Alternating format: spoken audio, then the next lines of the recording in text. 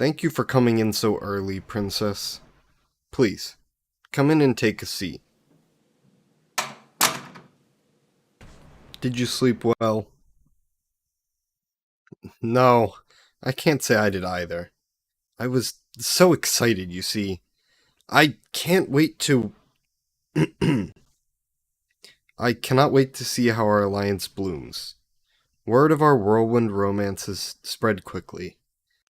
I'm glad you flirted right next to that gossipy butler. Now the whole palace knows. How very efficient. As I mentioned last night, I've drafted a contract.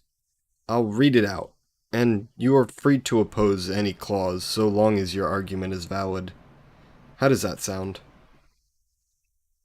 Glad to hear, Princess. Now, 1. Both parties must remain in a fake engagement for the entire duration of taking down the opposition in Amaryllis and in Viryata, unless it poses a hindrance that could put us at a disadvantage. To put it plainly, if the engagement proves to be more trouble than it's worth, for example, if our lives are put in danger because of it, we must dissolve the engagement to ensure that we both get what we want. Any objections? Alright, good. Let us proceed. 2. Both parties, although they act as lovers, must respect each other's boundaries, both emotionally and in terms of physical contact. Any affection displayed in public must not be performed unless there is explicit consent given beforehand. Do you have any boundaries that I shouldn't cross? Yes, no, I wasn't going to ask you to share a bed with me. Why? I mean, I suppose it would make sense, but I'm not comfortable with that either. For me, personally, please don't touch my lower back if we are to dance or otherwise.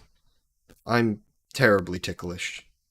I shall screech so loudly you would do well to protect your ears, lest I shatter them. It's not funny. It's so annoying. Once again, any objections? Glad to see we're on the same page. Let's move on to the third condition.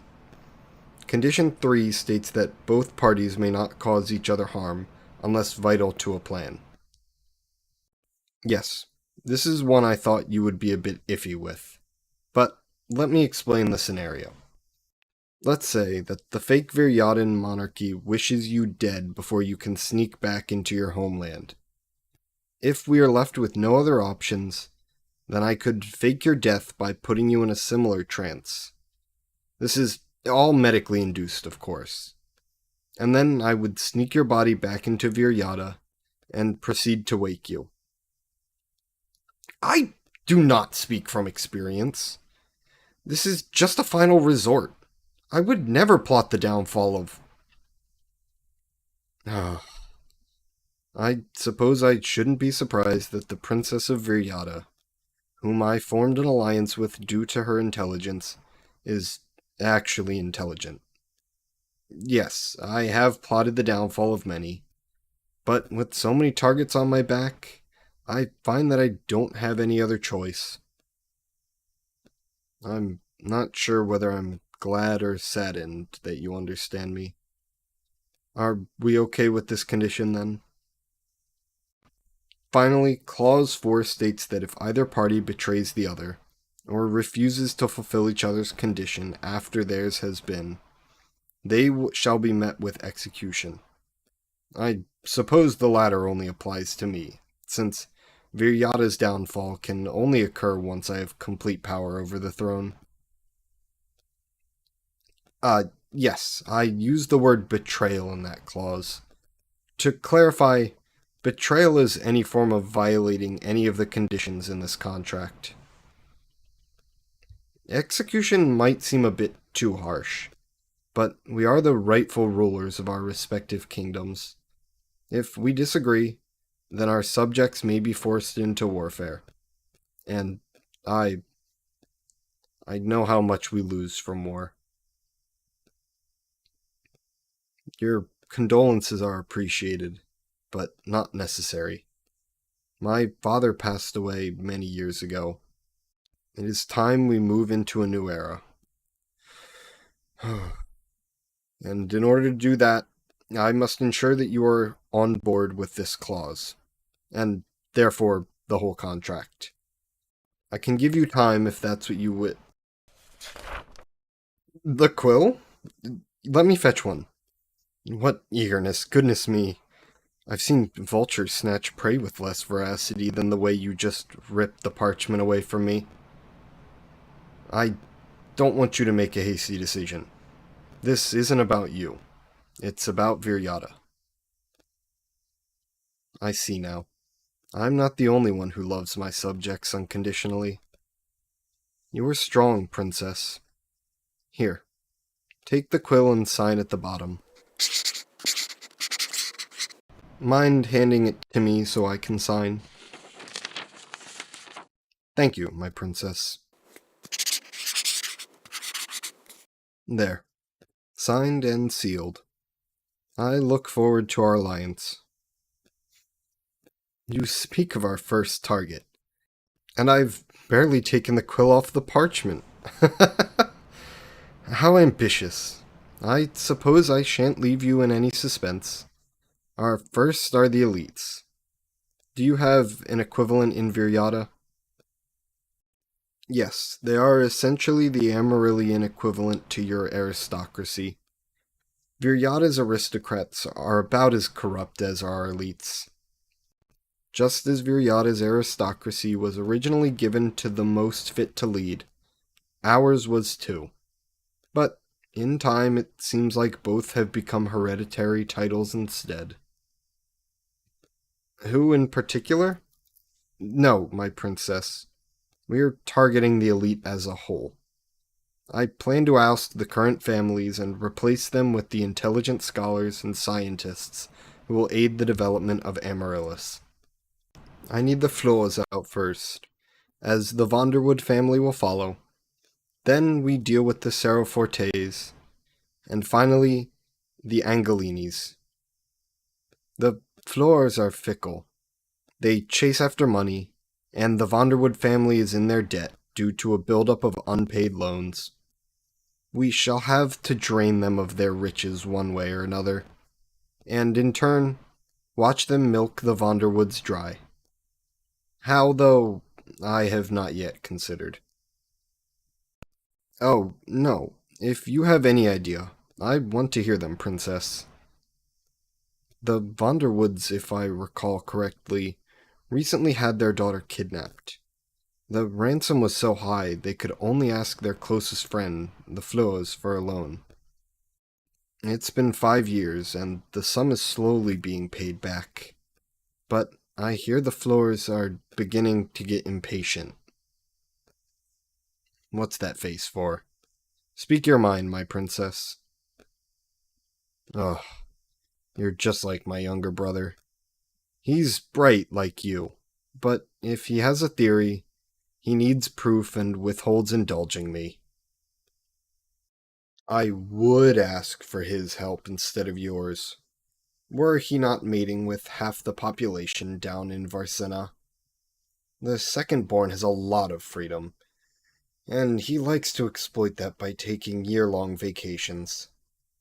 I love him ardently, but he's so irritating. I don't need you to pick on me too, princess.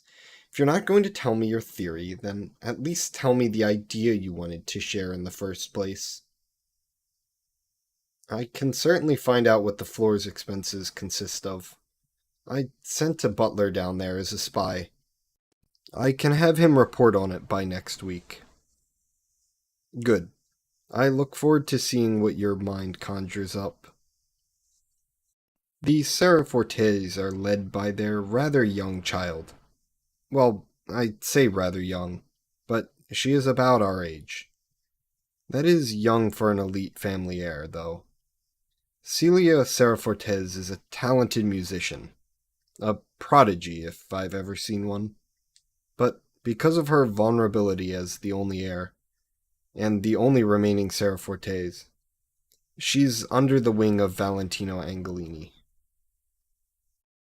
It is truly such a shame that Lady Celia has an immunity to the poison within the seeds of the portobello blossom. What? You did not truly think that I was waiting on you to save me from my peril? You're my aide, and I will speed you up on the process of what I've already started. Now, the Angolinis are the main problem. They have all of the elites in the palm of their hand, because they supply them with servants, with less charge than any of the other noble houses of Amaryllis. Hence why all of them are so well off. Perhaps we ought to use that brain of yours, Princess. Why are the Angolini servants so cheap? Atta girl. They're trafficked into Amaryllis, and since you're the only one handed off to me, I can only assume that they want me to be indebted to them. A foreign, expensive, and beautiful servant from the faraway lands of Viryata, they told me. As if you were some sort of bird. Now that we are to pretend to be lovers, they shall think I owe them the world. I only accepted a servant from them in the first place because I had eyes on their navy. On every boat, there is at least one palace servant under cover. I've been planting them everywhere since my father passed. I knew you would be of use to me the very second one of them reported to me your suspiciously refined etiquette. I knew then that you were either a noble or an apprentice of one. Either way, you would be intelligent enough to help me. Who knew I would have a princess as my ally? I know. I'm intelligent. Why don't you tell me how beautiful I am too, Princess? Too much? Tough crowd. But truly, I've always been called simple. So, for someone of your caliber to call me the opposite makes me really happy. Sorry. We're getting off track, aren't we? The Angolinis rule the elite, as the only reason they're rich in the first place is they don't need to spend a fortune on their servants. No, slaves. The only way to bring them down is to rid the other families first. The Floors, the Vanderwoods, and the Seraforte heiress must be gone. I shouldn't wish to hurt Lady Celia, though, for she is of sheltered upbringing, and none the wiser to Valentino Angolini's deception. He wants her to marry his son, but by doing so, Celia will have to forgo the Seraforte's name and the inheritance to the Angolinis. If we have to break off the engagement and educate her on how to run her household, she would not be of great hindrance to us. A soft spot? For Lady Celia? I'm not sure I'd call it that. I feel remorse for stripping her of her parents, but getting rid of them was necessary. They accepted the most slaves of all the houses, and treated them horribly. I suppose I respect her more than anything else. Not only because she ensured the safety of all the slaves on their return home, but also because we both have experienced the loss of both of our parents. When I meant losing both parents, I mean that my mother is consumed by royal duty, of course. She spares no time for me, and I miss her. What? As I was saying, the Seraforte heirs will be easy. The Angolinis need to be rid of. I already have people rigging the boats from their ports so that they sink before anyone can be kidnapped. They have the menagerie of combatant servants themselves, so instead of bringing the swords out, we must do what vengeful wives in detective novels do best.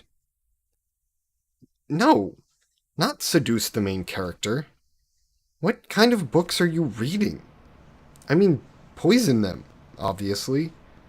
I would rather pierce my tongue with a quill than spew out honeyed words for Valentino Angolini. Thank you very much. The nobles all have immunity to every poison. That they know of. How would they know about the toxic properties present in the resplendent lamp flowers of Viryata? I'm glad to see you are anticipating a taste of your homeland. I will ensure that you will get your justice. I'm afraid that will take more than diminishing the Angelinis to eliminate your impostor. You see, I believe that the Angelinis were not aware of your true identity. They would have stolen the royal seal of Viryata had they known. And if they were in alliance with the fake monarchy, they would have handed it over. So, that is why I believe that someone more powerful than the Angelinis asked for you to be kidnapped. And who else would it be but our final target? Her Majesty the Queen, and my mother.